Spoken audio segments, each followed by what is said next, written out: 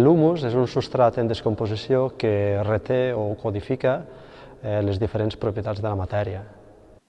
El projecte que presento és una instal·lació on hi conviuen diferents peces i cada una d'aquestes comparteix una ambigüitat en comú i seria la dificultat d'aïllar l'espai que definim com a medi ambient de qualsevol rastre productiu humà. En aquest cas, el que plantejo és un recorregut a partir d'una sèrie de materials que articulen una visió comodificada de la natura, que manifesta potencialitats i atributs molt concrets, no?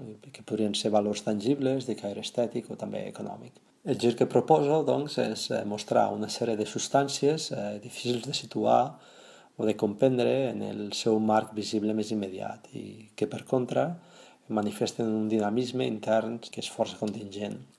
Es tracta de substàncies que transgredeixen la química orgànica comú, amb propietats que ens endinsen en un món d'interrelacions i de creences que connecten l'humà amb el món material, però també, o principalment, en allò que és immaterial.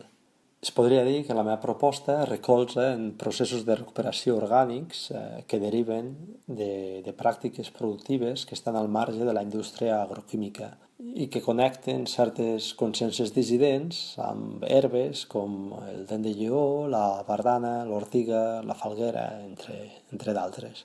La mostra presenta una sèrie de columnes escultòriques realitzades a partir de suports per a plantes i al voltant d'aquestes estructures he instal·lat un sistema de reg que recorre l'interior de la sala i la humiteja regularment.